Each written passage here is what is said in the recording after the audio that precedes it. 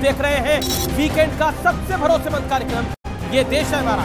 आप इतनी देश की इतनी पुरानी पार्टी, आप बीबीसी का माउथपीस बन गए। सत्ता की आलोचना करना, सत्ता का विरोध करना कोई देश विरोध नहीं है। मैं सीधी बात मैं 2024 पे टिका रहूंगा। आप बात करेंगे, मैं 2024 की बात अभी आप 9 राज्य के चुनाव अगर 2014 में एक्शन गूगल कीजिए। आप झूठ बोल रहे हैं। नहीं, झूठ बोल रहे हैं ना ये। मैं बोल रहा हूँ झूठ। पक्ष अगर कहता है कि हिंडनबर्ग रिपोर्ट ने कुछ कहा है कि गड़बड़ी हो सकती है, पर जॉर्ज सोरोस ने मेरी आवाज थी, वो जनता की नहीं, वो कह रहे मेरी आवाज थी। जॉर्ज सोरोस की मत कहो कि जग में कर सकता क्या अकेला, लाखों में काम करता एक सूरमा अकेला। आप देख रहे हैं ये देश है हमारा, अमीश देवगन के साथ। नमस्कार व्यूअर्स, मैं हूं अमीश देवगन और आप देख रहे हैं वीकेंड का सबसे भरोसेमंद कार्यक्रम ये देश है हमारा। आज मैं आपके सामने इस समय की एक बहुत बड़ी खबर लेकर आया हूं। व्यूअर्स, यकीन मानिए ये इस हफ्ते की सबसे बड़ी खबर भी है, बल्कि इसे सबसे बड़ी आई ओपनर यानी आंखें खोलने वाली खबर कहें तो गलत नहीं होगा। बीते दिनों एक विदेशी संस्था की रिपोर्ट पर देश में काफी बवाल मचा हुआ था। सड़क से लेकर संसद तक खूब गर्मा गर्मी दिखी, लेकिन अब मैं आपको उस विवाद की जड़ में लेकर चलता हूं। इस वक्त आप एक शख्स को अपनी स्क्रीन पे देख रहे हैं। यह अमेरिका के मशहूर और ताकतवर उद्योगपति जॉर्ज सोरोस है। इनका कहना है कि जो विवाद हुआ उसकी वजह से देश का प्रधानमंत्री यानी नरेंद्र दामोदर दास मोदी राजनीतिक तौर पर बहुत कमजोर हो जाएंगे और इससे पीएम मोदी की सत्ता पर पकड़ भी कमजोर होगी। यानी निशाने पर भारत और इसका लोकतंत्र है और मोदी इन्हें इसलिए खटक रहे हैं क्योंकि वो भारत और भारत विरोधी ताकतों के बीच खड़े हुए हैं। यानी निशाना आप पर है, मोदी बीच में खड़े हुए हैं। आपको बता दूं, जॉर्ज सोरोस की कुल संपत्ति $6.7 बिलियन यानी 5.5 खरब रुपए से भी ज्यादा है। यानी इनके लिए कहीं भी घुसपैठ करना बहुत ज्यादा मुश्किल नहीं है और शायद इसलिए भारत की संसद, भारत की राजनीति, भारत के लोकतंत्र हर जगह चोट पहुंचाने की कोशिश हुई है। ठीक उसी तरह बीबीसी की डॉक्यूमेंट्री को भी वर्ड ऑफ गॉड यानी अंतिम सच की तरह देश के सामने पेश करने का प्रयास हुआ। इस केस में भी निशाने पर नरेंद्र मोदी थे। अब अपनी स्क्रीन पर इस शख्स को देखिए। यह ब्रिटिश सांसद बॉब ब्लैकमैन है और यह डंके की चोट पर बीबीसी की डॉक्यूमेंट्री को प्रोपेगेंडा वीडियो बता रहे हैं, लेकिन बॉब की बात कोई नहीं सुनेगा। बात सुनी जाएगी बीबीसी की या जॉर्ज सोरोस की। आखिर क्यों हम इन विदेशी साजिशों वाले जाल में फंस जाते हैं? आखिर क्यों हम दल को देश से ऊपर रख देते हैं? यह देश है हमारा में इस हफ्ते इसी मुद्दे पर, इसी गंभीर मुद्दे के ऊपर सबसे बड़ी और सार्थक चर्चा होगी। विदेशी जाल, मोदी और देश से सवाल। क्या भारत और भारत के लोकतंत्र के खिलाफ विदेशी साजिश की गई है? क्या भारत की संसद में विदेशी ताकतों ने घुसपैठ की है? नरेंद्र मोदी और बिजनेसमैन अदानी बेहद करीबी हैं। पीएम मोदी इस मामले में चुप है, लेकिन उन्हें विदेशी निवेशकों और संसद में जवाब देना होगा। यह भारत की संघीय सरकार पर प्रधानमंत्री मोदी की पकड़ को काफी कमजोर कर देगा। विदेशी ताकत जिसके केंद्र बिंदु में है एक व्यक्ति जिनका नाम है जॉर्ज सोरोस। उन्होंने ऐलान किया है कि वो हिंदुस्तान के लोकतांत्रिक ढांचे पर चोट करेंगे। जॉर्ज सोरोस का जो ऐलान हुआ है वो ऐलान आप निश्चित रूप से बारीकी से समझें। वो हमारी डेमोक्रेसी को ध्वस्त करने का ऐलान मात्र इसलिए करते हैं ताकि उनके हैंड पिक्ड लोग सरकार चलाएं। Mr. Soros is a old, rich, opinionated person sitting in New York, but he is old, rich, opinionated and dangerous. एक और विदेशी प्रोपेगेंडा मशीन यानी बीबीसी भी इन दिनों सुर्खियों में है और गुजरात दंगों के नाम पर निशाने पर पीएम मोदी ही है। और एक बार फिर हमारे लोग विदेशी ट्रैप में फंसकर अपने ही प्रधानमंत्री को घेरने में लगे हैं। लेकिन इन लोगों को ब्रिटिश सांसद को ध्यान से सुनना चाहिए। बीबीसी डॉक्यूमेंट्री एक प्रोपेगेंडा वीडियो से ज्यादा कुछ भी नहीं। ये नरेंद्र मोदी पर हमला करने के लिए घटिया पत्रकारिता है। भारत के सुप्रीम कोर्ट ने हर मामले की जांच की और उन्हें मोदी के खिलाफ कोई सबूत नहीं मिले। इस बीच बड़ी खबर है कि बीबीसी दफ्तरों पर आयकर विभाग के सर्वे से बड़ी जानकारियां मिली हैं। बीबीसी पर आयकर विभाग के सर्वे में गड़बड़ियों का पर्दाफाश हुआ है। सर्वे में टैक्स भुगतान में गड़बड़ी का दावा किया गया है। फंड ट्रांसफर में गड़बड़ी की खबर भी सामने आई है। सर्वे में बीबीसी पर टैक्स चोरी का आरोप लगा है। साथ ही बीबीसी पर कम आय दिखाने का भी आरोप है। सियासी विरोध को जायज ठहराया जा सकता है, लेकिन सियासी फायदे के लिए प्रोपेगेंडा फैक्ट्री के साथ हो लेना कतई जायज नहीं ठहराया जा सकता, क्योंकि सवाल देश का है। मेरे साथ कौन कौन जुड़ा है आपको मैं परिचय करा देता हूं। आज की इस चर्चा में मेरे साथ कौन कौन जुड़ा है। मेरे साथ जुड़े डॉक्टर सुधांशु त्रिवेदी, बीजेपी के प्रवक्ता और मेंबर ऑफ पार्लियामेंट। मेरे साथ चरण सिंह सापरा है, प्रवक्ता है कांग्रेस पार्टी के और कार्यकारी अध्यक्ष है मुंबई कांग्रेस के, उनका अभिनंदन है। राजकुमार भाटी है, समाजवादी पार्टी के नेता प्रवक्ता, उनका अभिनंदन है। मेरे साथ सैयद जवाद है, जाने माने राजनीतिक विश्लेषक, उनका अभिनंदन है। मेरे साथ शिवम त्यागी है, जाने माने राजनीतिक विश्लेषक, उनका अभिनंदन है। और मेरे साथ देश की जनता है, उनका अभिनंदन है। मैं इस चर्चा की शुरुआत करता हूं सुधांशु त्रिवेदी आपसे। निशाने पर मोदी है या फिर निशाने पर देश है? कांग्रेस कहती है कि हमारा लोकतांत्रिक ढांचा बहुत मजबूत है, हम नेहरूवादी विरासत से आते हैं, हम सुनिश्चित करते हैं कि इस देश में लोकतंत्र बहाल रहे, इसलिए हमारा जॉर्ज सोरोस से कोई लेना देना नहीं है। लेकिन जॉर्ज सोरोस ने पत्ते खोल दिए हैं पूरे।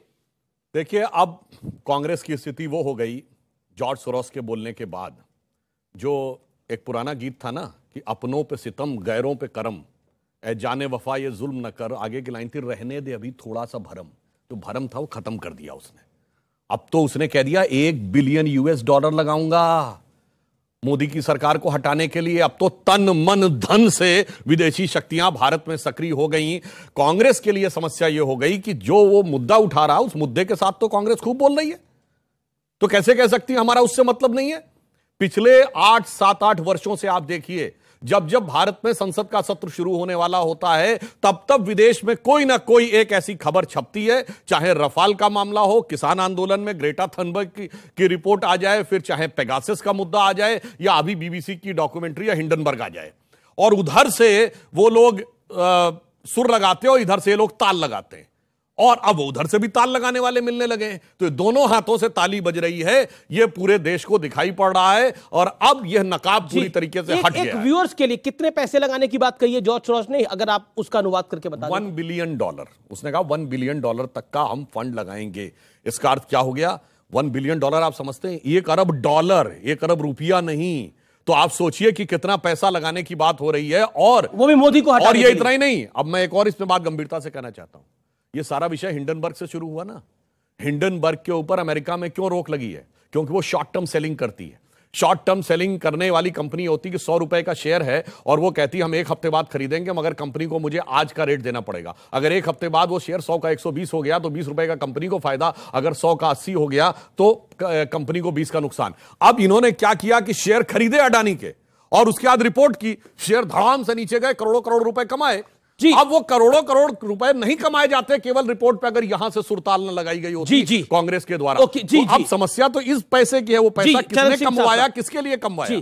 चरण सिंह सापरा वो कह रहे हैं कि सुर और ताल लगवा रही है कांग्रेस पार्टी, पैसे लगवा रही है जॉर्ज सोरोस के थ्रू भारत को डिस्टेबलाइज करने के लिए, नरेंद्र मोदी को हराने के लिए विदेश के साथ आप लोग मिलकर मोदी को हराने का प्रयास कर रहे हैं। अब ये बहुत गंभीर आरोप है। और क्या आपको लगता है, क्योंकि जॉर्ज सोरोस ने जो बात बोली है और वो सब कुछ सबके सामने है, पब्लिक डोमेन में है, वो अपने आप में बहुत बड़ी बात है। ऐसा कोइंसिडेंस कैसे हो सकता है? जो मुद्दे आप उठा रहे हैं वही मुद्दा जॉर्ज सोरोस उठा रहा है, और वो कह रहा है मैं उसके लिए पैसे भी लगा रहा हूं हिंदुस्तान में।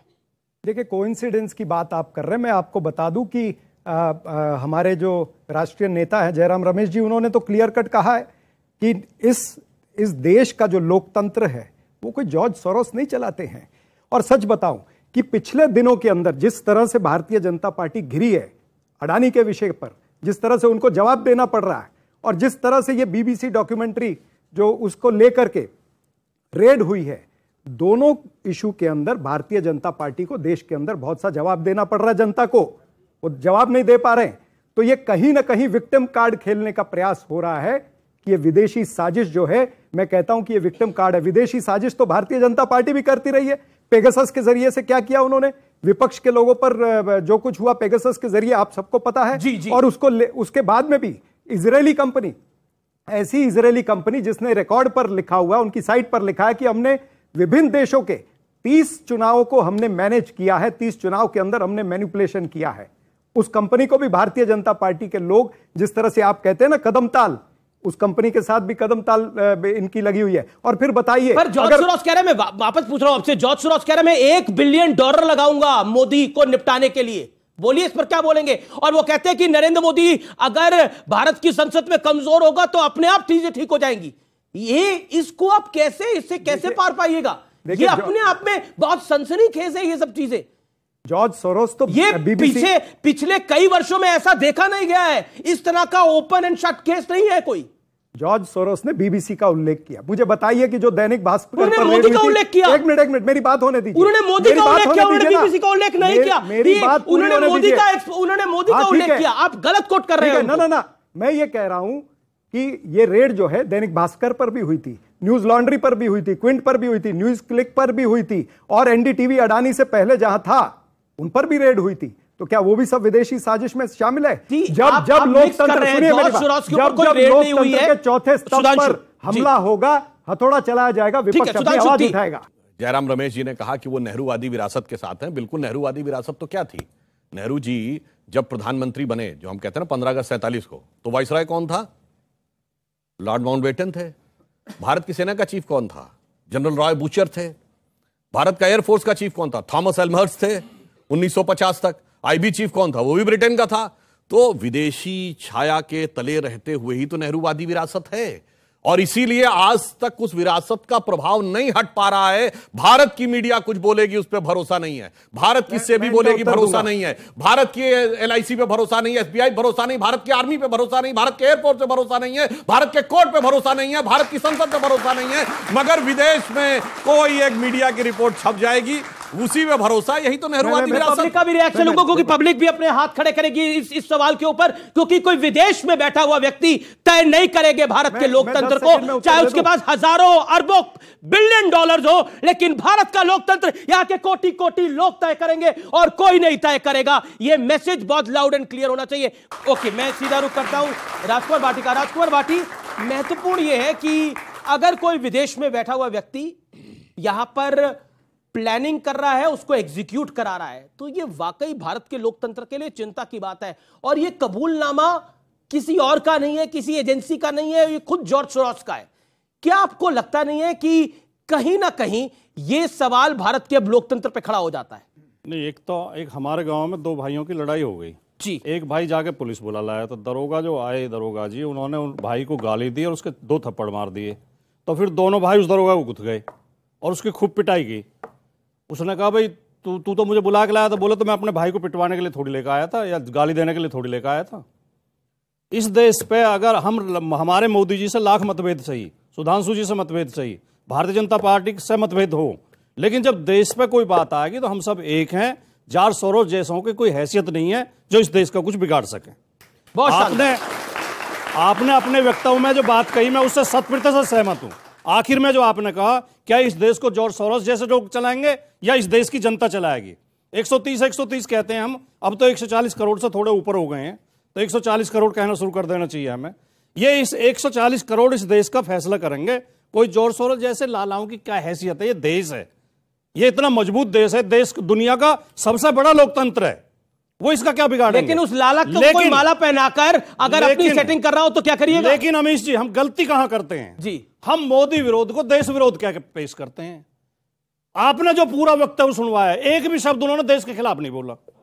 उन्होंने कहा इससे मोदी कमजोर हुए हैं, और उसने तो अपनी राय दी है, उसने अपनी।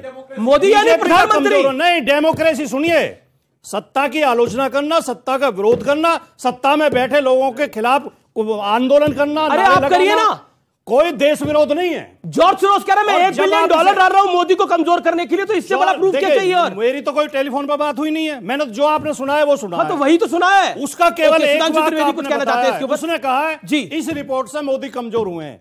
ये तो सबको दिखाई दे रहा है। इस रिपोर्ट से नहीं, उन्होंने क्या बोला है कि प्रधानमंत्री मोदी सदन में अगर कमजोर होंगे तो भारत में कमजोर हो जाएंगे, ये कहा है, और फिर नरेंद्र मोदी सत्ता से निपट जाएंगे, ये तक कहा है। ओके, सुधांशु त्रिवेदी, दूसरी बात ठीक है, बोलने से पहले बोल लेना। सुधांशु जी ने जो चिंता जाहिर की, सुधांशु जी ने किसान आंदोलन का भी नाम लिया, लेकिन देश के लाखों किसान 1 साल तक पूरे सड़कों पर बैठे रहे और 700 किसान मर गए, उस पर चिंता जाहिर नहीं की। अडानी को थोड़ा सा नुकसान हो गया, उस पर चिंता। यह बीजेपी की राजनीति है। बीजेपी को अडानी को बचाना है, देश के किसान मजदूर गरीब को नहीं बचाना है। अडानी को 2007 में फूड कॉर्पोरेशन ऑफ इंडिया का 15 साल का कॉन्ट्रैक्ट मिला था with an assured interest of 12%। वो किसने दिया था? हमारी सरकार ने दिया था, मनमोहन सिंह जी की सरकार ने। और किसान आंदोलन, और चूंकि इस संदर्भ में महत्वपूर्ण हो जाता है कितना हकीकत था और कितना फसाना था, इसका प्रमाण यह है कि इन सबसे ज्यादा कांग्रेस ने उठाए किसान आंदोलन पंजाब में साफ हो गए। सबसे बड़े पंजाब के नेता, मैं किसी का नाम लेके उनके लिए अपमानित नहीं करना चाहता, सबसे बड़े किसान नेता चुनाव लड़े, पंजाब में जमानत जब्त हो गई। उत्तर प्रदेश के सबसे बड़े किसान नेता, उनके गांव में भाजपा को वोट ज्यादा मिला, इंपॉर्टेंट नहीं है, उनके गांव के उनके बूथ पर उनको उतने वोट नहीं मिले जिससे ज्यादा लोग उनकी पंचायत में बैठे रहते थे। इससे आपको पता लगता है कि सिस्टम क्या था और वो क्या था। जो इन्होंने भाटी जी ने बात कही, शब्द तो बहुत सही कहा, मगर इसमें एक बात बोल गए, ये जॉर्ज सोरोस जैसे लोगों को हैसियत कौन देता है? अमेरिका में लीमन ब्रदर क्राइसिस आई 2008, सबसे बड़ा, ठीक है, और वो उनके बहुत बड़े सिस्टम की कमजोरी थी जिसके सब प्राइम लेंडिंग क्राइसिस आई। एक बयान बताइए अमेरिका के किसी विपक्षी दल ने क्वेश्चन उठाया हो। 9/11 हुआ, कितने भी उस समय पकड़ पकड़ के अमेरिकियों ने मारा भी, एक बयान दिखाइए। अभी अमन अल जवाहिरी को पिछले साल मारा है, एक बयान दिखाइए जिसमें किसी विपक्षी दल ने अमेरिका में कहा मुझे सबूत दिखाओ अमन अल जवाहिरी कहां मारा गया। किसी ने कहा हो कि ओसामा बिन लादेन मारा गया तो हमें सबूत दिखाओ। मगर जानते एकता क्या होती है कि संकल्प लिया रिपब्लिकन पार्टी के जॉर्ज बुश ने और पूरा किया उसको बराक ओबामा ने, डेमोक्रेटिक पार्टी था। मगर यहां क्या बताएं, देश की अर्थव्यवस्था हो या कानून व्यवस्था हो या सुरक्षा हो, सब पे राजनीति करके हैसियत हम देते हैं। आपने बिल्कुल सही कहा। वो दरोगा को जो लेके आया था ना भाई, उसी ने दरोगा को हैसियत दी थी, अन्यथा घर में ही सेटल कर लेते तो दरोगा की दरोगाई चलती नहीं। जी ओके, अब मैं आपका रुख करता हूं। एक चीज बताइए, अभी हाल के अंदर हमने आईएमएफ का आंकड़ा देखा जिसमें भारत फास्टेस्ट ग्रोइंग इकोनॉमी है। आईएमएफ ने बोला 2023 में दुनिया भर की अर्थव्यवस्था धीमी रहेगी, लेकिन गिरावट के बावजूद सबसे तेज विकास भारत में होगा, ये आईएमएफ कहता है।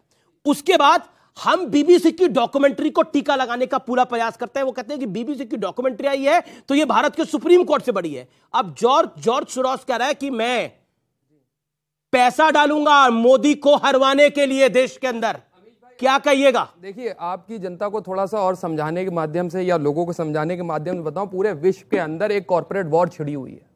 ये तो राजनीतिक वॉर अपनी जगह से, लेकिन जो कॉर्पोरेट वॉर छिड़ी हुई है पूरे विश्व में, हमें उसको भी देखने की जरूरत है। अभी आप देखिए, राहुल गांधी साहब ने मुद्दे जो उठाए सदन के अंदर, उनके दिए हुए वाक्य को स्पंज कर दिया गया, खास तौर पे उन मुद्दों के ऊपर जिसमें अडानी साहब का और मोदी साहब का नाम डायरेक्ट था, उसको स्पंज कर दिया गया। सुधांशु त्रिवेदी जी इस चीज को बखूबी जानते हैं। तो एक कॉर्पोरेट वॉर का नैरेटिव है, उसको मैं अलग रखता हूं, लेकिन देश का लोकतंत्र जहां हम बात करते हैं वो बेइंतहा मजबूत है, उसमें कोई बात नहीं। मोदी जी देश के प्रधानमंत्री हैं, देश नहीं है, पहली चीज को समझिएगा। जैसे आप देश से कनेक्ट करते हैं, क्योंकि आप देश के लोकतंत्र सुनना पड़ेगा। मैं आपको व्यूअर्स बताता हूं, आपने मित्रों की आर्काइव्स पढ़ी है? मित्रों की आर्काइव्स पढ़ेंगे, इंदिरा गांधी के दौर में इस देश के अंदर इस मित्रों की आर्काइव्स में, एक सेकंड रुकना पड़ेगा। ना बिल्कुल कोई सच बोलने की बात नहीं है। अगर आप मुझको 30 सेकंड नहीं दे पाएंगे तो फिर समस्या होगी। 30 सेकंड और दे दूंगा, 30 सेकंड दे दिए, बिल्कुल समस्या नहीं, आपको 30 सेकंड और दूंगा। मित्रों के आर्काइव्स के अंदर लिखा हुआ है, मैं नहीं कह रहा, मित्रों के आर्काइव्स के अंदर लिखा हुआ है कि केजीबी किस कदर भारत के लोकतंत्र पर हावी हो गया था उस दौर के अंदर। और एक सांसद नहीं, 2 सांसद नहीं, 10 सांसद नहीं, कितने सांसदों की उसने बात लिखी है, वो अपने आप में बहुत कुछ एक्सपोज करता है। इसलिए मैं कह रहा हूं कि जॉर्ज सोरोस जो बात कह रहा है, केजीबी जो Mitrokhin's archive KGB and the world part 2 जिसमें इंडिया का उसमें कनॉट प्लेस के उस रेस्टोरेंट का भी नाम है जहां चिट एक्सचेंज होती थी। मगर वो लोग केजीबी के लोग आके अपना काम बताते थे और काम होने के बाद वो अकाउंट नंबर दिया जाता था जिसमें पैसा ट्रांसफर होना है। क्योंकि आपने जॉर्ज सोरोस को, क्योंकि जॉर्ज सोरोस ने पूरी कहानी को एक्सपोज कर वैसे दिया। इनकी एक अडानी से संबंध क्या है? भारतीय जनता पार्टी इसलिए का उसको अडानी आप से पसंद नहीं संबंध कर क्या रहे है? हैं। जवाब इनकी एक बात का मैं समर्थन करता हूं, इनकी बात का थोड़ा समर्थन नहीं, करता हूं। भारतीय जनता पार्टी का अडानी के साथ संबंध क्या है? जेपीसी की विपक्ष डिमांड कर रहा था, अगर कुछ ऐसा गलत नहीं है तो जेपीसी बैठा लिए और जांच कर लीजिए। तो जॉर्ज इसमें सोरोस क्या यही आपत्ति चाहता है? है। हटाइए ना उनको हटाइए, लेकिन अडानी को क्यों सेव करा जा रहा है? यही तो मुद्दा है। ओके, शिवम अडानी त्यागी, के शिवम नाम पर त्यागी। आप जॉर्ज सोरोस को लेकर के आएंगे, एक इधर से कॉर्पोरेट का घराना खड़े करेंगे, दूसरा उधर से खड़ा करेंगे। आप जेपीसी कराइए और जांच करवा लीजिए अडानी जॉर्ज सोरोस को कौन लेकर आया? जॉर्ज सोरोस को कौन लेकर आया? जॉर्ज सोरोस को, अच्छा तो आपको क्या कहने का मतलब, कांग्रेस लेकर के आई? जॉर्ज सोरोस को कौन लेकर आया? कांग्रेस लेकर के आई कौन लग रहा है? मतलब 56 इंच का आपको सीना कौन लग रहा माननीय है? प्रधानमंत्री जी का, इतना बड़ा लोकतंत्र होने के बावजूद, तमाम अंकल आपकी कुछ कह रहे सीटें थे, होने खड़े के होके, बावजूद खड़े होके। आप जॉर्ज सोरोस की बात कर रहे हैं, बुजुर्ग उससे आदमी- क्या लेना देना? कांग्रेस का नाम नहीं लिया गया, अभी दोनों कांग्रेस का नहीं किया कि वो नहीं, लेके वो- आए हैं। वो बात ये तो कर रहे हैं, आपकी अपनी सोच है, हमारी सोच ये नहीं है। एक कहावत है, चोर की दाढ़ी में तिनका। वैसे इसका आपसे कोई संबंध नहीं वैसे है। दाढ़ी चोर की दाढ़ी में हाल तिनका। सुधांशु त्रिवेदी जी की बात एक बैंक जी, में जी, समझा देता हमारे हूं। यहाँ तो 20 साल से दाढ़ी है, अभी पिछले 2 महीने में किसी और ने शिवम त्यागी की बारी आपने है। दाढ़ी की बात करी और शिवम भाई के थैंक यू, पास उनको रोक पहुंच दो गए। दीजिए। चलिए फिर अब आप देखिए, उनको कहावत दीजिए। है कि जब दोस्त शामिल हो जाए दुश्मन की चाल में, शेर भी फंस जाता है मकड़ी के जाल में। और ये रियलिटी है कि इसमें कांग्रेस का हाथ है, और उसका एग्जाम्पल भी है। इन्होंने कहा कि ऐसा तो नहीं हो सकता, सोरोस पूरा का पूरा वही बोल रहा है जो राहुल गांधी और कांग्रेस चाहते हैं। ये 2011 का सोरोस का स्टेटमेंट है, जब हमारी जीडीपी 5.4 हुआ करती थी। India's importance in world economy has risen, George Soros 2011। हमारी उस समय जीडीपी थी 5.4, आज है 6.1। आप मुझे एक चीज बताइए, 2011 में जब ये देश बुरी तरीके से स्ट्रगल कर रहा था, ऑल टाइम डेथ्स हाई थे, उसके अलावा जितने भी करप्शन के केसेस थे सब बाहर आ रहे थे, जब तो सोरोस को बड़ा आनंद आ रहा था, ये देश बहुत अच्छी डायरेक्शंस में जा रहा था। आज जब ये देश आगे बढ़ रहा है तमाम स्ट्रगल्स को पार करके, तो सोरोस को दर्द है। एक राजकुमार भाटी जी ने कहा कि नहीं, उसने मोदी को, देश को नहीं कहा, मोदी को कहा है। पढ़ लीजिए भाटी जी आपके लिए। 2020 में वैश्विक विश्वविद्यालय की शुरुआत करने के लिए $100 करोड़ देने की बात कही थी। उसने कहा था कि इस विश्वविद्यालय की स्थापना राष्ट्रवादियों से लड़ने के लिए की जाएगी। मोदी की ताकत क्या है? राष्ट्रवादी ही तो मोदी की ताकत है ना, क्योंकि वह राष्ट्रवादी है, परिवारवादी नहीं है। तो सोरोस उस राष्ट्रवादी लोगों के खिलाफ लड़ना चाहता है, ताकि इनके जो लोग हैं उनको आगे लाया जा सके, और इसी वजह से ये उसको समर्थन कर रहा है। ये देश है हमारा में रुकेंगे एक अंतराल के लिए, लेकिन ब्रेक के उस पार होगी जनता जनार्दन के सवाल और नेताओं के जवाब। आप देख रहे हैं वीकेंड का सबसे भरोसेमंद और सबसे देखे जाने वाला कार्यक्रम, ये देश है हमारा। सरकार फिल्म आई थी, मधुर भंडारकर ने बनाई थी, रिलीज हुई ना। बादशाह फिल्म आई थी, ये अजय देवगन ने बनाई थी। अगस्त 2014 में एक फिल्म गूगल कीजिए। आप झूठ बोल रहे हैं। नहीं, झूठ बोल रहे हैं ना, ये मैं बोल रहा हूं झूठ। आप गूगल कर लीजिए। अच्छा, आप कर लीजिए।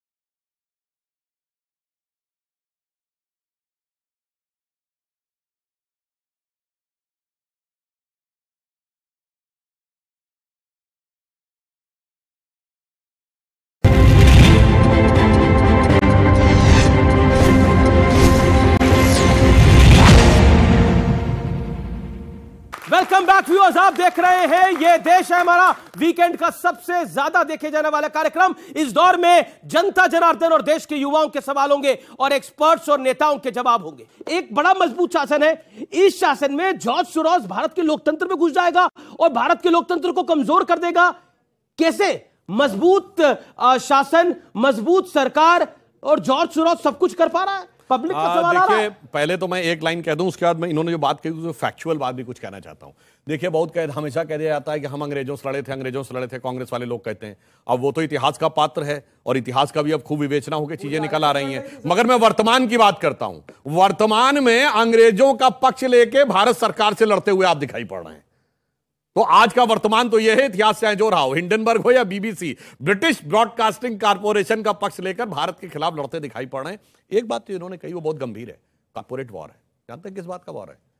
बीबीसी को 20 साल पुरानी चीज जो कि भारत के कोर्ट से भी सेटल हो चुकी है और भारत के पॉलिटिकल, कॉन्स्टिट्यूशनल हर चीज से सेटल हो चुकी याद आ रही है, मगर अभी मात्र 2 दिन पहले डिफेंस एक्सपो होता है भारत में, 32 देशों के रक्षा मंत्री आते हैं। भारत सबसे बड़े आर्म इंपोर्टर से अब एक्सपोर्टर बन गया। 75% अब हमारा इंडिजिनस होगा हर चीज में। 450 हमने आइटम ब्लॉक कर दिए जो इंपोर्ट किए ही नहीं जा सकते हैं। हमने पहली बार विमान वाहक युद्धपोत बना लिया। हमारे यहां एयरबेस के साथ वो हो गया, अब हमारे हवाई जहाज बनने लगे। क्या यही तो नहीं है कारपोरेट वॉर जो नहीं चाहता था कि पैसा? अब मैं इसी बिंदु पे इसी मुझे लगता है कि सर एक गंभीर बात और एयरपोर्ट में फर्क है। मैं गंभीरता से बात कर रहा हूं। देखिए, हमारी सरकार आने से पहले, जैसे 2011 का जिक्र जो शिवम ने किया, मैं कहना चाहता हूं उस जमाने में हम चंद्रयान और वो बना सकते थे, कांग्रेस के रिजीम में भी, मगर हवाई जहाज नहीं बना सकते थे। ये बात तर्कसंगत है। हम इंटरकॉन्टिनेंटल और मीडियम रेंज बैलिस्टिक मिसाइल बना सकते थे, पर एसॉल्ट राइफल नहीं बना सकते। अब सब भारत में बनने लगा है, ये खतरा हो रहा है। इसीलिए वहां के कारपोरेट घरानों के पेट में दर्द होगा। और मैं बीबीसी के लिए एक बात कहना चाहूंगा, दुनिया का सबसे बड़ा आईपीओ, आपने कारपोरेट वॉर की बात की तो याद दिलाता हूं, सबसे बड़ा आईपीओ आया था अलीबाबा, जो चाइनीज कंपनी है, उसके मालिक जैक मा 29 बिलियन डॉलर का आईपीओ लेके आ रहे थे, जो आज तक वर्ल्ड में कभी नहीं आया। आईपीओ आने से पहले गायब हो गए, गायब। कितनी स्टोरी की बीबीसी ने, डिफेंस एक्सपो पर कितनी की स्टोरी की बीबीसी ने।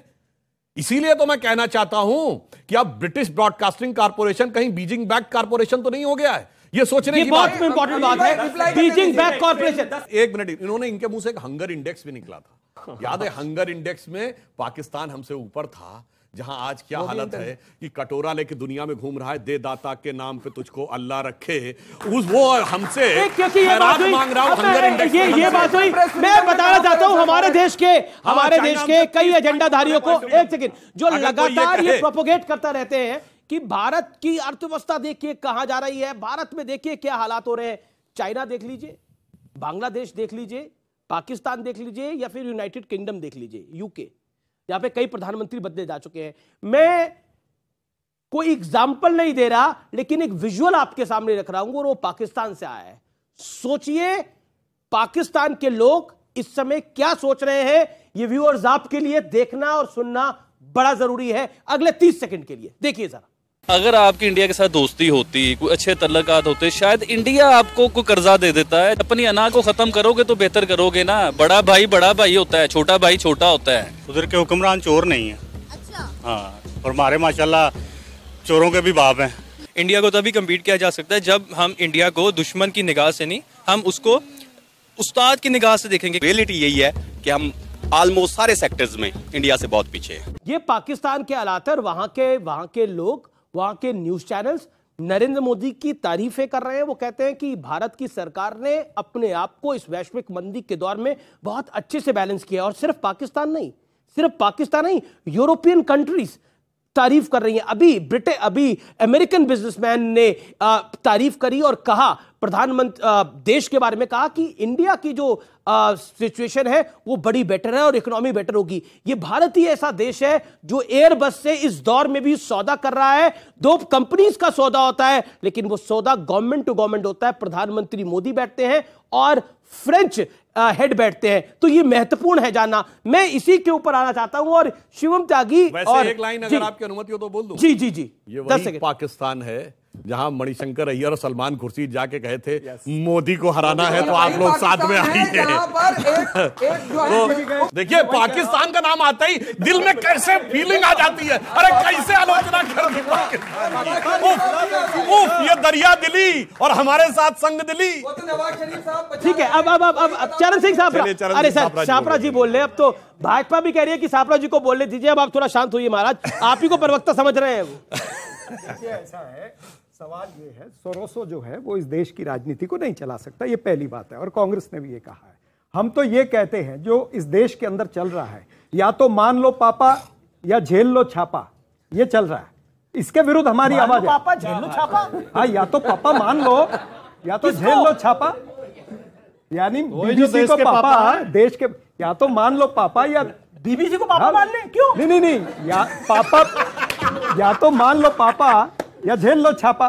तो इस तरह से ये जो देश के अंदर चल रहा है, और जो सबका साथ सबका विकास बोलते हैं, सबका साथ और अडानी का विकास जो चल रहा है, इसके विरुद्ध कांग्रेस पार्टी बात को रखिए। शिवम त्यागी, फिर मैं ऑडियंस का सवाल ले रहा हूं। आप ही का अमीर जी, आप ही का एक सवाल था कि नरेंद्र मोदी जी जैसा ताकतवर इंसान अगर इस देश की सत्ता में है तो सोरोस जैसे कैसे घुस सकते हैं। 23 जून 1757 में इस देश में एक लड़ाई हुई थी पलासी में, सिराजुद्दौला और क्लाइव के बीच में। क्लाइव के पास अप्रोक्सीमेटली 30,000 से ज्यादा लोग, 3,000 के पास लोग थे, और सिराजुद्दौला के पास 30,000 से ज्यादा की सेना। लेकिन प्रॉब्लम क्या हुई कि सिराजुद्दौला का एक सैनिक मीर जाफर जाकर क्लाइव से मिल गया, वो 30,000 की सेना हार गई और वो 3,000 वाला जीत गया। हमारे देश में जो मीर जाफर है ना, उन्हीं से तो डरने की दिक्कत है, उन्हीं से तो परेशानी है। किसको कह रहे हैं आप? सोरोस से मिला हुआ कौन है? समझने वाले समझ रहे हैं, ना समझे हुआ नाड़ी है। तो अब देखिए, अब डर इसी बात का है जी। अब मीर जाफर के ऊपर राजकुमार भाटी का कमेंट बनता है, शांत रहिए आप राजकुमार भाटी।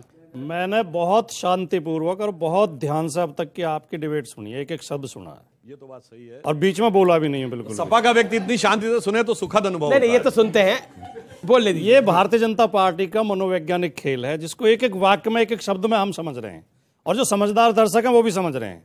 ये जब इनकी सत्ता खतरे में आती है, जब इनका बहुमत खतरे में आता है, जब इनके खिलाफ देश में जनाक्रोश होता है, जनविरोध होता है, फिर ये पाकिस्तान, मुसलमान, अमेरिका और चीन इनकी आड़ में ही छिपते हैं। अब ये पेश करने की कोशिश कर रहे हैं कि देखो मोदी तो बहुत देश को आगे ले जा रहे हैं, लेकिन अमेरिका का षड्यंत्र है, और उस अमेरिका को बुला के हाउडी मोदी करते हैं। यहाँ वो करते हैं क्या, नमस्ते ट्रंप करते हैं। उसी चीन के राष्ट्रपति को झूला झुलाते हैं, उसी पाकिस्तान में बिना कार्यक्रम के पहुंच जाते हैं, उन्हीं लोगों से ये पींगे बढ़ाते हैं। ये केवल मनोवैज्ञानिक खेल है और कुछ भी नहीं है इस देश में। जो भारतीय जनता पार्टी आपको क्या लग रहा है, मैं आपसे सवाल जन विरोधी नीतियां जो बोल रहा है, ये किस पे मनोवैज्ञानिक दबाव बना रहा है? जॉर्ज सोरोस ने जो बोला, ये केवल भक्तों के समर्थन को बचाए रखने के लिए, कहीं भक्त ना भड़क जाएं। जॉर्ज सोरोस मतलब जनता तो भड़क रही है। जॉर्ज सोरोस को भी मोदी का नहीं, देखिए अभी त्यागी जी ने कुछ सुनाया, जो चीज आपको पता नहीं है, जो चीज सुधांशु जी को पता नहीं है, जो नहीं पता है, प्रधानमंत्री को पता नहीं है, जो हमारी आईबी को पता नहीं है, वो त्यागी जी को पता है। सर ये न्यूज़पेपर पढ़ोगे तो वो भी पता चलेगा, सबको पता है। आप बोलते नहीं, न्यूज़पेपर ये नहीं पढ़ते, आपसे ज्यादा तो पढ़ते, ये नहीं पढ़ते, इनसे ज्यादा तो देश में कोई नहीं पढ़ता। मैं क्या कहूं, केवल लेकिन वो सब कुछ तो नहीं बोल सकते ना। ने केवल एक बात कही कि जो ये जॉर्ज सोरोस है वो मोदी जी के खिलाफ प्रचार में अपने संसाधन लगाना चाहता है। जॉर्ज सोरोस ने बोला। हालांकि मैं इससे भी असहमत हूं। हमारे चुनाव में, हमारे लोकतंत्र में, हमारे मतदान में कोई बाहर का आदमी क्यों एग्जैक्टली आपकी बात सही है, जायज है, लेकिन जॉर्ज सोरोस ने ये बोला। लेकिन मैं कहना, लेकिन जॉर्ज सोरोस जो बोल रहा है, विपक्ष के कुछ नेता बोल रहे हैं, दोनों मिल कैम्ब्रिज एनालिटिका ने क्या किया था, वो भी तो बाहर के ही थे। आपने, सुधांशु जी ने और हमारी सरकार ने एक भी शब्द अभी तक ये नहीं कहा है कि जॉर्ज सोरोस को हमारे देश के खिलाफ षड्यंत्र कर रहा है। तो स्मृति ईरानी ने तो बोली है, किसी पार्टी के खिलाफ या मोदी के खिलाफ होना, देश के खिलाफ। सुधांशु त्रिवेदी स्मृति ईरानी ने तो प्रेस कॉन्फ्रेंस करी है, उसमें कैटेगोरिकली मैं कोट करता हूं स्मृति ईरानी को। स्मृति ईरानी ने क्या बोला है मैं आपको बता देता हूं। स्मृति ईरानी क्या कहती हैं, भारत के लोकतंत्र में दखल देने की कोशिश हुई है, लोकतांत्रिक ढांचे को हिलाने की पुरजोर कोशिश की गई है। जॉर्ज सोरोस के सीधे निशाने पर नरेंद्र मोदी है। पीएम मोदी ऐसे गलत इरादों के सामने सिर नहीं झुकाएंगे। जवाब देखिए, ये देश तो नहीं निशाने पे है, नरेंद्र मोदी हो सकते हैं, बीजेपी हो सकती है। ये कह रहे हैं कि हम ये विषय को ला रहे हैं, हिंडनबर्ग, बीबीसी और जॉर्ज सोरोस उनके साथ मिले, सुर मेरा तुम्हारा तो आप कर रहे हैं, फिर सुर बने हमारा कर रहे हैं, और आरोप हम पे लगा रहे हैं। अरे आप मत बोलिए उसके ऊपर, सारा मामला खत्म हो जाता, उनके सब मामला ठंडा हो जाता, मगर आप ही बोल रहे हैं। मगर अफसोस अब क्या हो रहा है ये कह रहे थे कि जो हमारी विदेश नीति में बहुत सारी बातें बोलते थे तो सब छोड़ दीजिए, मगर एक हम मजेदार बात बताएं। इन्होंने तो हम पे आरोप लगाया था ना कि हाउडी मोदी में मोदी जी अमेरिका में जाके हस्तक्षेप कर रहे हैं। नमस्ते नहीं, आपने कहा था हाउडी मोदी में आपकी बार ट्रंप सरकार क्यों बोल दिया था। मैं तो ये कहना चाहूंगा कभी कभी इल्जाम भी बड़े हसीन होते हैं। इनके जमाने में ये इल्जाम लगता था कि सीआईए या अमेरिका हमारे देश के चुनावों को प्रभावित कर रहा है। अब अगर ये बोल रहे हैं कि इनको लगता है कि हम उनके चुनाव को प्रभावित कर रहे हैं, तो ये तो इल्जाम ऐसा इतना हसीन है कि आपको इस्तकबाल करना चाहिए कि हमारी ये हैसियत तो हुई कि कोई मेरे बारे में ये सोचे, मोदी जी के बारे में। इसलिए मैं एक और बात कहना चाहूं, देखिए समस्या की बात क्या है, विदेश से किसी भी प्रकार की कोई बात हो, याद करिए जब नवाज शरीफ ने मनमोहन सिंह जी के बारे में बोला था तो मोदी जी ने एज चीफ मिनिस्टर क्या बोला था? जब देहाती औरत शब्द बोला था मनमोहन सिंह जी के बारे में, मोदी जी ने कहा था 120 करोड़ भारतीयों के बारे में बोलने वाला कौन होता है पाकिस्तान का प्रधानमंत्री। बिल्कुल, हम उनको जो कहना कहेंगे, हम मनमोहन सिंह कहेंगे, कुछ कहेंगे, मगर हम कहेंगे बाहर वाला कौन होता बोलने वाला, ये जाके मोदी जी ने अपना प्रमाण दिया था। और मैं याद दिलाना चाहता हूं 95 में जब जेनेवा में पाकिस्तान विषय ह्यूमन राइट्स का इशू लेके आ रहा था कश्मीर को लेकर, तब अटल बिहारी वाजपेयी जी नेता प्रतिपक्ष के रूप में गए थे और सारा क्रेडिट नरसिम्हा राव सरकार को दिया था। अंदर आके हमें जो कहना होगा कहेंगे, पर बाहर वाले को हम एक्सेप्ट नहीं करेंगे। मगर अफसोस लेकिन ये मगर एक लाइन जी चरण सिंह जी के मुंह से एक शब्द निकल गया था, मानो बाप नहीं तो छापा। ठीक, मानो पापा नहीं तो मानो तो पापा नहीं तो, हकीकत में जानते क्या है, इनकी और बीबीसी में एक संबंध है। ब्रिटिश ब्रॉडकास्टिंग कॉर्पोरेशन का पापा कौन है? मातृ संगठन ब्रिटिश सरकार। कांग्रेस का संस्थापक कौन था? एलन ऑक्टेवियम ह्यूम, जो ब्रिटिश सरकार का सेक्रेटरी था। तो वो क्या था? वो भी ब्रिटिश सरकार थी। तो मौसेरे भाई हो गए ना, चचेरे भाई, जो भी आप समझ लीजिए। पापा आप बोलिए, पापा पे बोलिए। ये हमारी बातें 100 साल पुरानी खोज करके लाते हैं। अब बीबीसी ने 20 साल पुरानी बात दिखा दी तो ये आंखें दिखा रहे उनको। हमारे प्राइम मिनिस्टर को ऑलरेडी क्लीन चिट मिल चुकी है, तो ये बीबीसी ने डॉक्यूमेंट्री इस समय 2022 में क्यों रिलीज की थी? मेरे को ये पूछना है। ये एक सवाल है कि जब अब क्यों बीबीसी ने 2023 में डॉक्यूमेंट्री क्यों रिलीज करी है, जब क्लीन चिट मिल चुकी है नरेंद्र मोदी को। और अमित शाह ने भी अपने इंटरव्यू में बोला कि 2002 के बाद से लगातार षड्यंत्र हुए नरेंद्र मोदी को बदनाम करने के लिए, लेकिन वो हर बार और ज्यादा लोकप्रिय होकर बाहर निकले हैं। चरण सिंह साफरा, इस देश में दर्जनों केस ऐसे हो चुके हैं, बहुत गंभीर मुकदमे, जिनमें से एक दो आपको भी जानकारी होगी कि जिन्हें कोर्ट ने बरी कर दिया, फाइल बंद कर दी गई, उसके बाद मीडिया ने उठाया, दोबारा जांच हुई और फिर दोषियों को सजा दी गई। तो ये तर्क कोई तर्क नहीं है कि भाई जब एक बार तो कहना क्या चाह रहे हैं आप? हो सकता है कोई नई तथ्य। एजेंडा क्या है? जेसी का मर्डर केस। नहीं आप अभी एजेंडा क्या है इस पूरे मामले में? मर्डर केस एक वो बता रहे हैं, ये इनडायरेक्टली कह रहे हैं कि अगर प्रधानमंत्री जी प्रधानमंत्री नहीं रहेंगे तो ये इन्वेस्टिगेशन करके उनको जेल डालेंगे। क्या बोल रहे हैं? क्या बोल रहे हैं आप? उनकी बातों से सीधा सीधा मतलब लगाइए। कह रहे हैं कि हम 2002 में दोबारा से इन्वेस्टिगेशन करेंगे। जो प्रधानमंत्री मुख्यमंत्री रहते हुए 10-10 घंटे इन्वेस्टिगेशन जेल चुके हैं, जिनको हर जगह से क्लीन चिट मिल चुकी है, लेकिन बीबीसी ने अगर ऐसा कह दिया है कि वो कहीं ना कहीं उसमें है, तो इनको फिर से इन्वेस्टिगेट करेंगे और जेल डालेंगे। इन्होंने बोला कि यह पक्ष चाहता है कि नरेंद्र मोदी को दोबारा जेल में डालें, अगर वो प्रधानमंत्री पद से हटेंगे तो आप उनको फिर फंसाएंगे। ये नहीं बोला, वो सच ऐसा ही बोला उन्होंने। इच्छा तो शिवम त्यागी की है, लेकिन नहीं बोला आप ऐसा कह रहे हैं, आप ऐसा कह रहे हैं। ये तो इच्छा आपने बोला, एग्जांपल ऐसा कह रहे हैं ना, केस दोबारा रीओपन होते हैं, आपने बोला। ये शब्द तो शिवम त्यागी ने प्रयोग किया, लेकिन भाव आपका है। लेकिन मैं फिर जिम्मेदारी के साथ कह रहा हूं, मैं नाम लेके बता रहा हूं, जेस का मर्डर केस, जेस का लाल का मर्डर हुआ था, उसमें क्लीन चिट हो गई थी। ऐसे केसेस तब होते थे जब सरकारें फाइल बंद कर देती थी, इसलिए इनको अपने जमाने का याद आ रहा है। इन्होंने तो फैजाबाद, उस समय जो नाम था, वाराणसी और लखनऊ के जिला अदालतों के धमाकों के आतंकवाद के आरोपियों के भी केस खत्म कर दिए थे। वो हाई कोर्ट ने हस्तक्षेप किया तब खुला था। लेकिन नरेंद्र मोदी जी और विपक्ष में फर्क क्या है? 2014 अगस्त में एक डॉक्यूमेंट्री आई थी श्रीमती इंदिरा गांधी के ऊपर। उस डॉक्यूमेंट्री में कांग्रेस वालों ने खूब उछल कूद करी और प्रधानमंत्री के पास जाकर यह कहा गया इनके द्वारा कि तब की प्रधानमंत्री की छवि और इस देश की छवि को खराब किया जाएगा। प्रधानमंत्री ने बिना राजनीति करे हुए चुपचाप, सरकार ने, सुधांशु जी ने उस डॉक्यूमेंट्री को बैन कर दिया। एक डॉक्यूमेंट्री है जो प्रधानमंत्री ने राजनीतिक होते हुए बैन कर दिया, और दूसरी तरफ यह है कि प्रधानमंत्री जी की डॉक्यूमेंट्री को सीधी बना के घर ले रहे हैं। पुरानी फर्क होना चाहिए। ये क्या तरीका है? चरण सिंह साफरा की बारी है। शिवम त्यागी की इंफॉर्मेशन जो है वो गलत है। मैं आपको बताऊं, इंदु सरकार फिल्म आई थी, मधुर भंडारकर ने बनाई थी, रिलीज हुई ना। बादशाह फिल्म आई थी, ये अजय देवगन ने बनाई थी अगस्त 2014 में एक फिल्म गूगल कीजिए। आप झूठ बोल रहे हैं। नहीं झूठ बोल रहे हैं ना ये, मैं बोल रहा हूँ झूठ। आप गूगल कर लीजिए। अच्छा आप कर लीजिए।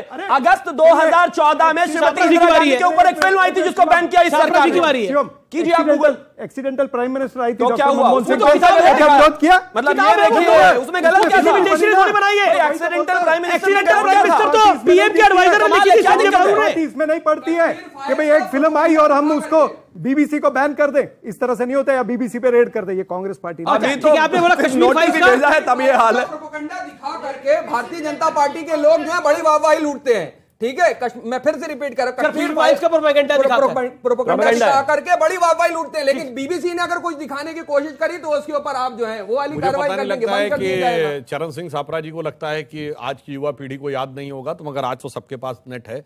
छोड़िए मीडिया संस्थान की तो बात छोड़िए, जब बीबीसी को इंदिरा गांधी ने बैन नहीं किया था, खत्म ताला लगा के सारे लोगों को बोरिया बिस्तर सहित ब्रिटेन के जहाज में बैठ के गायब कर दिया था। पीछे जाओ वापस। मगर इन्होंने तो क्या किया, मजरूस सुल्तानपुरी 2 साल जेल में रहे।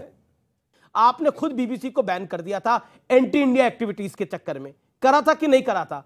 तब आप सही थे। और आज अगर बीबीसी कुछ गलत कर रहा है, बैन नहीं हो रहा, अगर उनको अपने इनकम टैक्स का ब्यौरा अगर इनसे मांगा जाएगा, इनसे मांगा जाएगा, इनसे मांगा जाएगा, इनसे मांगा जाएगा, तो देंगे ना। तो बीबीसी क्या, बीबीसी को कोई विशेष शक्तियां मिली हुई है कि वो ब्यौरा नहीं देगा? कमाल की बात करते हैं आप। इतनी देश की इतनी पुरानी पार्टी, आप बीबीसी का माउथ पीस बन गए। नहीं, कोई बीबीसी का माउथ पीस नहीं बना। मैं इसको यही खारिज करता हूं। सवाल ये है कि जिस तरह से ये बीबीसी का सारा मामला चला है, इसमें लोकतंत्र, इसमें जो चौथा स्तंभ है हमारा लोकतंत्र का, उसके ऊपर कहीं ना कहीं हमला हो रहा है। अमित शाह ने एक इंटरव्यू दिया और अमित शाह ने बहुत स्पष्ट रूप से बोला कि 2024 में कोई टक्कर में नहीं है। क्या कहना चाहते हैं आप? देखिए, गृह मंत्री अमित शाह जी ने कहा कि कोई टक्कर में नहीं है 2024 में। इन्होंने कहा नहीं, सपोर्ट करने वाले बहुत आएंगे। जानते कहां से? 7 समुंदर पार में तेरे पीछे। अरे भाई अहंकार है वो, बीबीसी, हिंडनबर्ग, ये जॉर्ज सोरोस, बहुत से लोग बैठे हुए हैं। इस तरह का अहंकार तो रावण को भी था। इस तरह का अहंकार तो रावण को भी था। वो भी कहता था कि तीनों लोक पे मैं भारी पड़ सकता हूँ। हाँ, सही बात है। लेकिन मंडोदरी ने क्या कहा था? मंडोदरी ने कहा था, सुनिए, मंडोदरी ने कहा था कि राजा की मूर्खता का भुगतान जनता को करना पड़ेगा, प्रजा को करना पड़ेगा। ये वही हो रहा है। बिल्कुल सही कहा था। अहंकार था रावण को, और अगर उस ढंग का अहंकार दिखा है तो India is Indira and Indira is India में दिखा। उस ढंग का अहंकार दिखा कि बड़ा पेड़ गिरता है तो धरती हिलती है। 5000 सिखों की हत्या हो गई तो धरती हिल गई। वो अहंकार था, और वैसा अहंकार दिखा जब मैं अकेला सब पे भारी हूँ। जब ये कहते मैं अकेला सब पे भारी हूँ, तो वो इंडिया से भारी नहीं है, तो इंडिया इज इंदिरा। पर उसमें आप कह रहे हैं कि जब नरेंद्र मोदी कहते हैं मैं अकेला सब पर भारी हूं, वो मैं अकेला खड़ा हूं, मैं अकेला सब पर भारी हूं, मतलब उन्होंने बोला कि मैं अकेला बोल रहा हूं और सब लोग सामने शोर मचा रहे हैं। देखिए, सपा, कांग्रेस, आम आदमी पार्टी, एनसीपी, डीएमके सब साथ मिलकर शोर मचा रहे थे। तो वो तो प्रधानमंत्री बोले थे जो आप शोर मचा रहे थे, उसमें अहंकार कैसे? ये प्रधानमंत्री जी का अहंकार है। और जो विपक्ष जो आवाज उठा रहा था, वो जनता की आवाज उठा रहा था। विपक्ष अगर कहता है कि हिंडनबर्ग रिपोर्ट ने कुछ कहा है कि गड़बड़ी हो सकती है, पर जॉर्ज सोरोस कह रहे मेरी आवाज थी। नहीं, वो जनता की नहीं, वो कह रहे मेरी आवाज थी। जॉर्ज सोरोस की आवाज थी। जॉर्ज सोरोस तो आज पैदा हुआ, आज नहीं पैदा हुआ, काफी बुजुर्ग आदमी है। जब पार्लियामेंट में चर्चा हो रही थी तब जॉर्ज सोरोस नहीं था। ये तो आज का विषय। पीछे तस्वीर चल रही है, ये आज पैदा हुआ दिख रहा है आपको? ये आज पैदा हुआ आदमी दिख रहा है आपने चर्चा में आज पैदा किया। जी। देखिए, जो प्रधानमंत्री जी ने कहा ना, अकेला सब पे भारी आज नहीं है, 2002 से भारी है। जिस जमाने की ये डॉक्यूमेंट्री की बात कर रहे हैं, क्या क्या जमीन आसमान एक नहीं। क्या इनकी सरकार थी तब इनके सांसद लिख के अमेरिकी सेनेट को भेजते थे कि मोदी जी को वीजा मत देना, जबकि उन्होंने अप्लाई नहीं किया था। ये उनके खिलाफ खड़े रहे। और सुनिए, ये जितने लोग इकट्ठा रहे सब टिमटिमाते हुए तारों की तरह बुझते रहे और मोदी जी किस ढंग से उभरते रहे। मैं एक लाइन में कहना चाहूंगा मोदी जी की तरफ से कि यह मत कहो कि जग में कर सकता क्या अकेला, लाखों में काम करता एक सूरमा अकेला, आकाश में करोड़ों हैं टिमटिमाते पर जग प्रकाश करता एक चंद्रमा के। जी। नरेंद्र मोदी के ऊपर देखिए, मैं अहंकार है ये। देखिए, मैं सिर्फ इतना कहना चाहता हूं कि अगर एजेंडा भी जो है विदेश से लाना पड़े तो इनकी अपनी नीति तो खैर क्या ही होगी। और ये बात अच्छी तरीके से जानते हैं कि भारत जोड़ो यात्रा में 65 कंटेनर तो बाय डिफॉल्ट पीछे लेके चल रहे, तो 6500 लोग तो पीछे थे ही। कहीं भी आपने इससे ज्यादा लोग देखे नहीं होंगे। जानते ये भी हैं, समझते ये भी है, लेकिन मजबूरी है सापला जी की, चाहे भाटी जी की। अब कहना तो अपनी पार्टी के बारे में ही है ना। इस वाक्य में मुद्दों की बातें छूट गई। 9 या 10 राज्य के जो चुनाव चल रहे हैं उसके ऊपर कोई चर्चा करने को तैयार नहीं, और उसके लिए आप में 2024 में सुन लीजिए 2024 के अंदर जो है साफ पिक्चर सामने आ जाएगी। जिस तरीके से चुनाव तो भी एक राज्य में हो चुका है, एक राज्य में हो रहा होगा और बाकियों में अनाउंस नहीं हुआ है। 9 राज्यों में पूरे साल में चुनाव हो रहे हैं। पिछले साल का ट्रैक रिकॉर्ड 2000। अभी देखो चुनाव की बात करी ना, चुनाव की बात करी आप लोगों ने, सुना चुनाव की बात करी। अब एक सवाल, चुनाव की बात करी, आप देखिए इन्होंने मुंह में हाथ डाला है। आपने बोला देखिए 9 राज्य, जो चुनाव 9 राज्यों में भी 2 राज्यों में है, बाकी 7 राज्यों में होगा। पिछले साल 2022 में 7 राज्यों में चुनाव हुआ। बीजेपी कितने राज्यों में जीत के आई? अगर सच बोलिएगा, बोलिएगा। बीजेपी जीत करके त्रिपुरा में करके आई, 7 राज्यों में चुनाव हुआ, कितने में जीत के आई बीजेपी? जवाब दीजिए, जवाब दीजिए। अगर चुनाव ही सबसे बड़ा पैमाना है, 7 राज्यों में चुनाव हुआ। 2024 इत्मीनान से बात करते हैं ना, इतना गुस्सा क्यों कर रहे हैं? मैं कह रहा हूं 7 राज्यों में चुनाव हुआ, 7 में से कितनों में बीजेपी जीती, कितने में विपक्ष जीता? जवाब दीजिए आप। भारतीय जनता पार्टी जीत करके आई बहुत सी जगह पे, बहुत अच्छी बात है।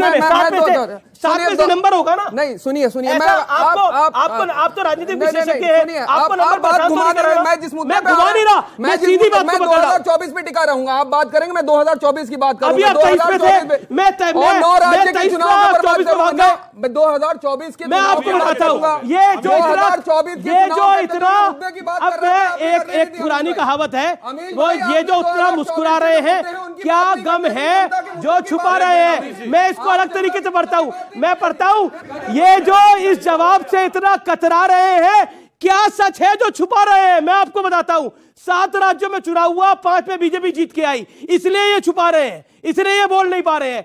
इसका मतलब ये है कि सच्चाई को छुपाकर, यानी भरी दोपहरी में सूर्यास्त बोलकर रात नहीं होती। चाहे एजुकेशन का बजट हो गया, चाहे स्वास्थ्य का बजट हो गया। 20 सेकंड मान्यवर, इन्होंने कहा हाल के चुनाव पे बेरोजगारी के ऊपर उस पर बात नहीं हो रही है। आप देख लीजिएगा उसके ऊपर, क्यों शिक्षा का बजट काटा गया, क्यों स्वास्थ्य का चुनावों पे अभी बेरोजगारी के ऊपर लेकर के आ रहे हैं। इसीलिए 2024 के अंदर ज्यादा तकलीफ होने वाली है। एक तारीफ आपकी करना चाहता हूं। पहले तो जनाब के लिए ताली बजाइए।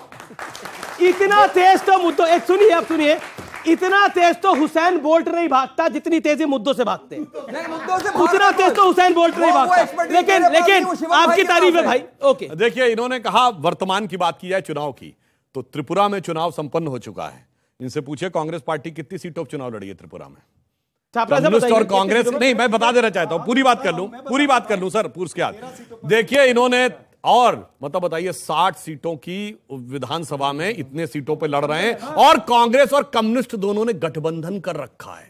यानी आज से 2018 में चुनाव था जब कम्युनिस्टों की सरकार थी, जनता को विश्वास नहीं था कि भाजपा अकेले लड़ सकती है। आज कम्युनिस्ट और कांग्रेस दोनों को विश्वास नहीं कि वो भाजपा से अकेले लड़ सकते हैं। और सुनिए, त्रिपुरा में इनकी गठबंधन है और केरल में लड़ाई है। अरे त्रिपुरा में मोहब्बत, केरल में लड़ाई, अरे मार डाला, दुहाई दुहाई। जी जवाब। गठबंधन तो भारतीय जनता पार्टी का नहीं क्या गठबंधन? तो क्या इनका गठबंधन कहा? महाराष्ट्र के अंदर गठबंधन क्या है?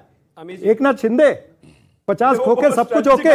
ये इनको क्यों स्ट्रेटेजी कहलाए? किस तरह से बना? 50 खोके सब कुछ ओके। आपको भी पता है जिस तरह से कर्नाटका की सरकार वहां पर छीनी गई है, जिस तरह से मध्य प्रदेश की सरकार छीनी गई है, उस तरह से ये खुलेआम उनके एमएलए नहीं था ना इनके साथ भाई, उनके एमएलए ने बोला ना कि 50 खोके सब कुछ ओके। कांग्रेस ने थोड़ी कहा है, मैं तो वही दर्शा रहा हूं। तो अब आप केरल में भी लेफ्ट के साथ आ सकते हैं क्या? भाई लेफ्ट के साथ में तो पहले भी कांग्रेस रही है। सुनिए इनका अद्भुत स्ट्रेटेजिक अलायंस है। सुनिए एक मिनट, सुनिए साहब, ऐसा बेहतरीन राजनीतिक समन्वय कोई नहीं दिखा सकता। महाराष्ट्र में शिवसेना के साथ गठबंधन है और केरल में मुस्लिम लीग के साथ।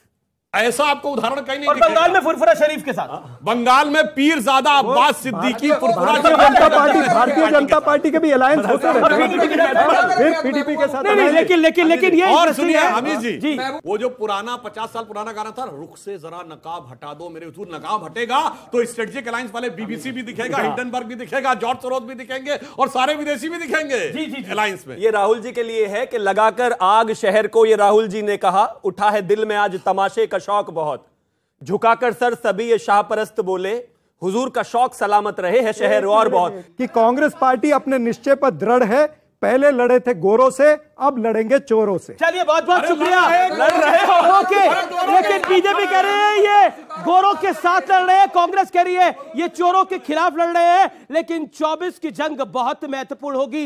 लेकिन जॉर्ज सोरोस की एंट्री ने बहुत कुछ एक्सपोज करके रख दिया है।